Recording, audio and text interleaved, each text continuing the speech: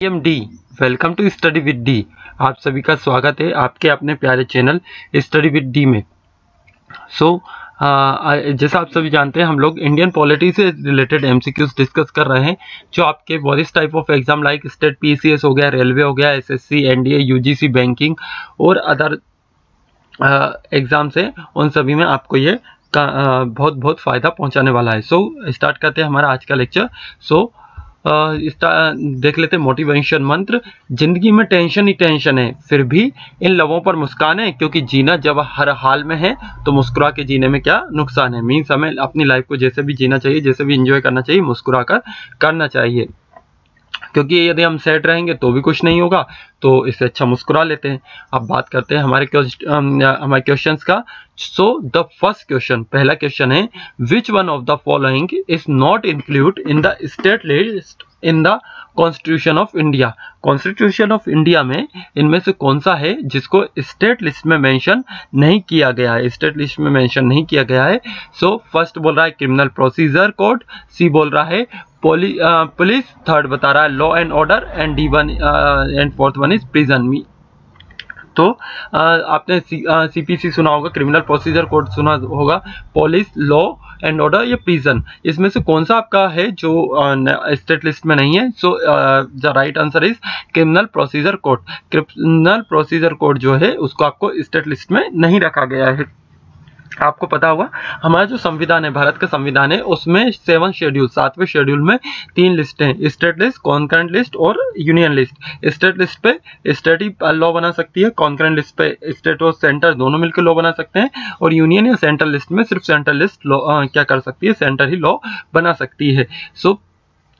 इसके अलावा भी कुछ ऐसी शक्तियां होती हैं हमारी संसद के पास में। आर्टिकल 249 की यदि आप बात करें, आर्टिकल 249 की बात करोगे तो आर्टिकल 249 के हिसाब से हमारी पार्लियामेंट के पास पावर है कि वो किसी ऐसे विषय पर भी लॉ बना सकती है जो स्टेट लिस्ट में आता हो, मगर उसकी प्रायोरिटी क्या हो, नेशनल इंटरेस्ट की हो। मीन्स यदि बात की जाए नेशनल इंटरेस्ट की बात हो तो आर्टिकल 249 के अकॉर्डिंग हमारी जो गवर्नमेंट है, पार्लियामेंट है, वो भी स्टेट लिस्ट पे लॉ बना सकती है। अब बात करते हैं नेक्स्ट क्वेश्चन की। Which of the following is are extra constitutional and extra legal devices for securing cooperation and coordination between the state in India. Means कौन से आपकी एक्स्ट्रा कॉन्स्टिट्यूशनल और एक्स्ट्रा लीगल डिवाइस है किसके लिए, कॉर्पोरेशन और coordination को बनाने के लिए, किसमें, between state and India, states के बीच में कॉर्पोरेशन बना के रखना है। इसमें से कौन सी और आपकी बॉडीज है? फर्स्ट बोल रहा है नेशनल डेवलपमेंट काउंसिल, तीसरा बोल रहा है the governors conference, third one is zonal councils या फिर इंटर स्टेट काउंसिल। इसमें कौन सा है? ए बोल रहा है फर्स्ट, सेकंड और थर्ड, बी बोल रहा है फर्स्ट, थर्ड एंड फोर्थ, सी बता रहा है थर्ड एंड फोर्थ, और डी बता रहा है four only. So which one is the correct? So the correct answer is क्या होना चाहिए आपके अकॉर्डिंग? ए, बी, सी, डी। इसमें से कौन सा आपके हिसाब से करेक्ट आंसर होना चाहिए? सो the correct answer is first, second and third. Means extra constitutional provision की आप बात करें तो आपका नेशनल डेवलपमेंट काउंसिल हो गई, द गवर्नर्स कॉन्फ्रेंस हो गई, और जोनल काउंसिल, ये तीनों क्या हो गया आपका, है ना, किस चीज के लिए है? कोऑर्डिनेशन और cooperation between the states in India, इसके लिए ये आपके क्या है, एक्स्ट्रा बॉडीज है, एक्स्ट्रा डिवाइसेस हैं। अब बात करते हैं अगले क्वेश्चन की। Which of the following subject lies in the concurrent list? इनमें से कौन सा है आपका जो कॉन्करेंट लिस्ट में आता है? कौन सा सब्जेक्ट है जो कॉन्करेंट लिस्ट में आता है? A, agriculture, B, education, C, police, and D, defence. इसमें से कौन सा है? और ये आपको पता होगा, इसके स्टार्टिंग के 3 ए, बी, सी या फिर डी की भी बात कर लें तो ये तो रिसेंटली आपके न्यूज में रहे ही हैं।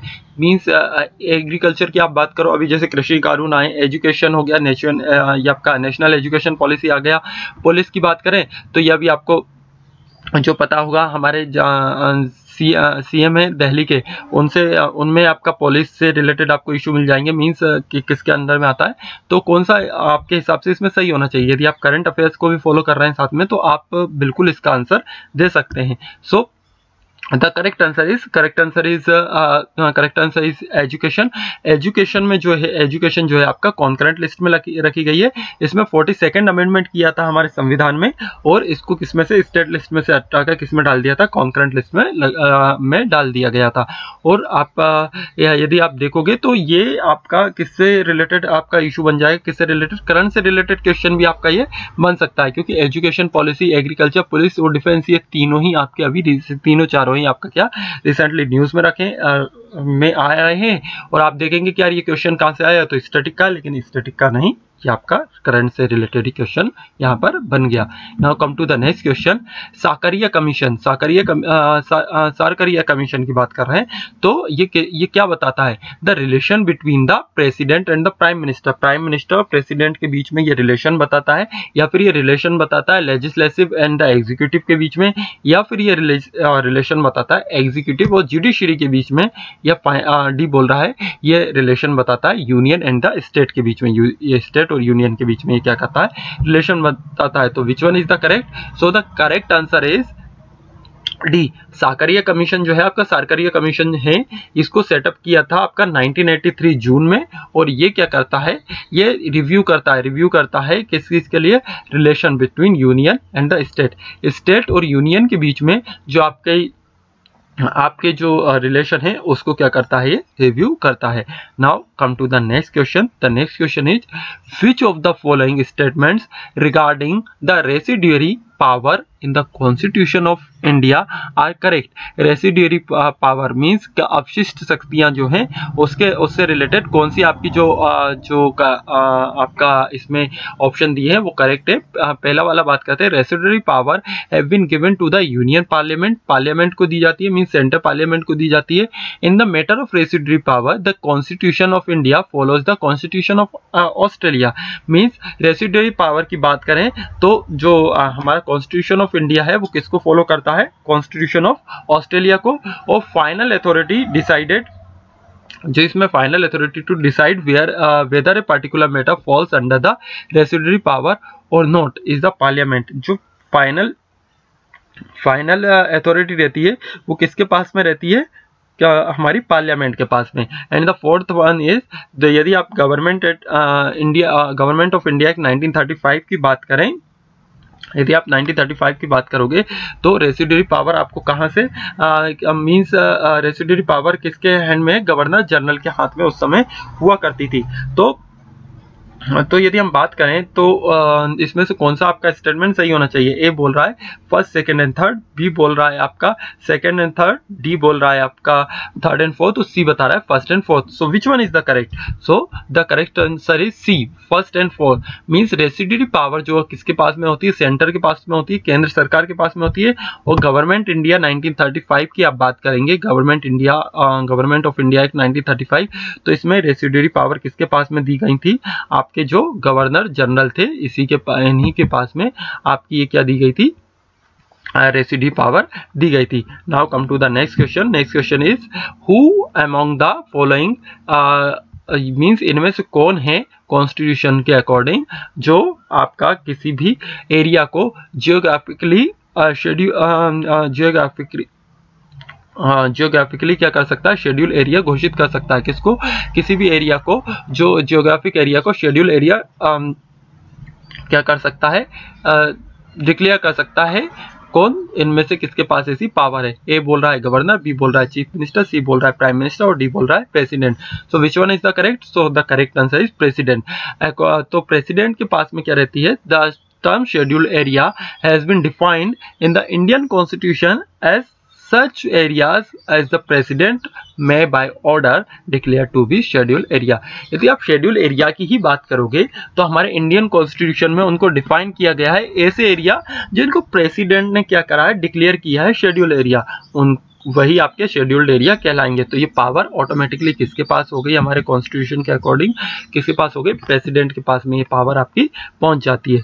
Now come to the next question. The next question is with respect to article 371A of the constitution of India, article 371A के according the governor of which one of the following state has special responsibility with respect to law and order of state। means यदि आप बात करेंगे कौन से governor के पास special क्या है आपकी रिस्पॉन्सिबिलिटी है, किसमें, लॉ एंड ऑर्डर से रिलेटेड आर्टिकल 371 के अंतर्गत। तो आपको बताना है क्या इसमें सही है। असम हो गया, मणिपुर हो गया, नागालैंड हो गया या आंध्र प्रदेश, कौन से स्टेट के गवर्नर के पास स्पेशल क्या है अथॉरिटी है, तो कौन सा इसमें करेक्ट होना चाहिए। सो the correct answer is 371A। 371A के अकॉर्डिंग नागालैंड के जो आपके क्या कहते हैं गवर्नर होते हैं,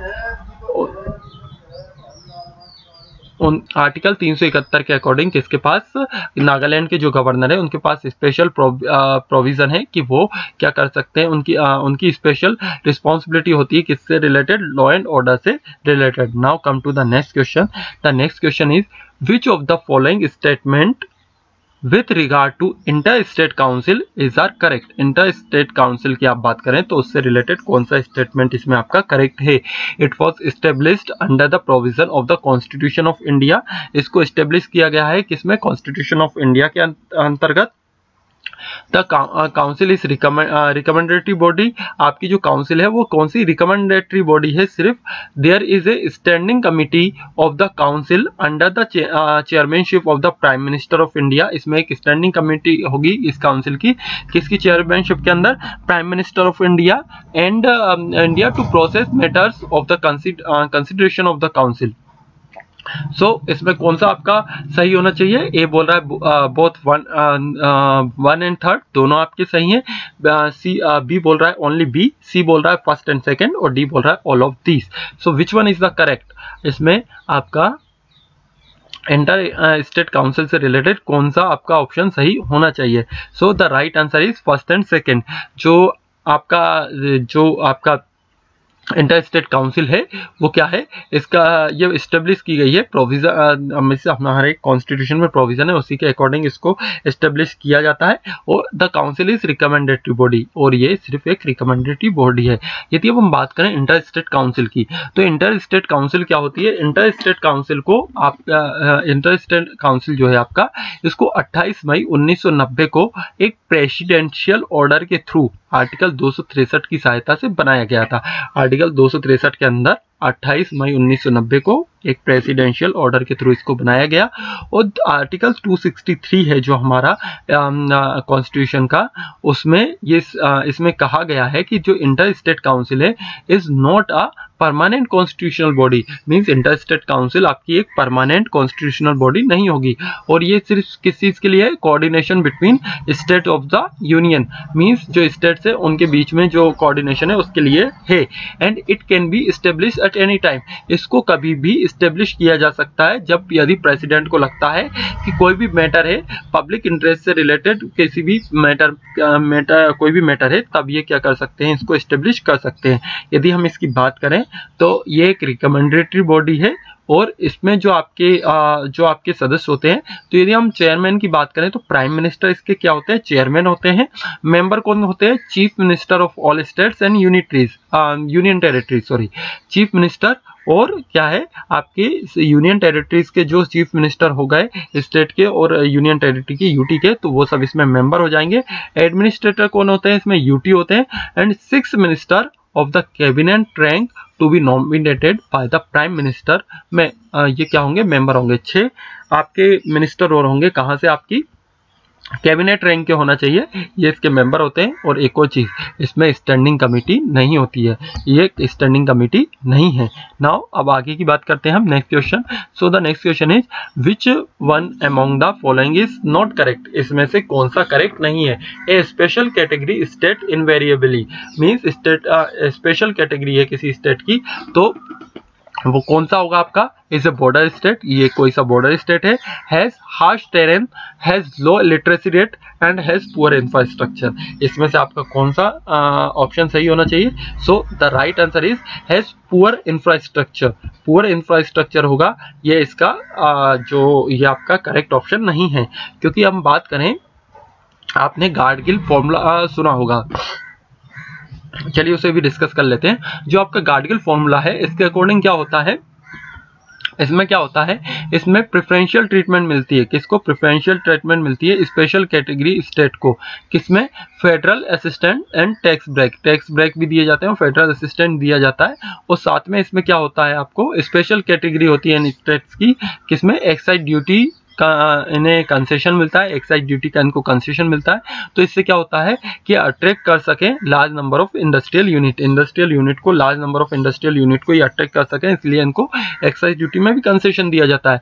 और साथ में इसमें क्या होता है, 90 मैन्युफैक्चरिंग फैसिलिटीज़ भी बढ़ेंगी। अब मैन्युफैक्चरिंग फैसिलिटीज़ बढ़ाई जाती है और 90% ऑफ सेंट्रल असिस्टेंस जो होता है इसको हम ग्रांट के तौर पे लिया जाता है। ग्रांट यानी दे दिया, उसको आपको चुकाना नहीं है। और 10% जो होता है उसको लोन के जैसा, 10% जो है आपका उसको लोन के जैसा लिया जाता है कि उसको रिटर्न आपको करना है। लेकिन यदि आप अदर स्टेट की बात करेंगे तो उसमें 30% सेंटर से जो मिलता है वो ग्रांट रहता है और 70% लोन के टर्म में होता है। तो ये इसमें सीधा फायदा हो जाता है इसको।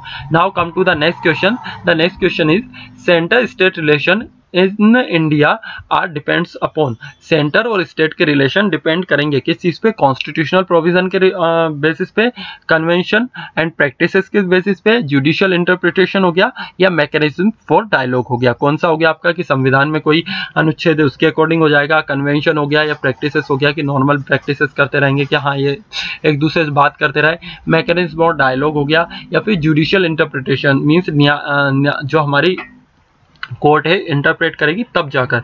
सो which one is the correct?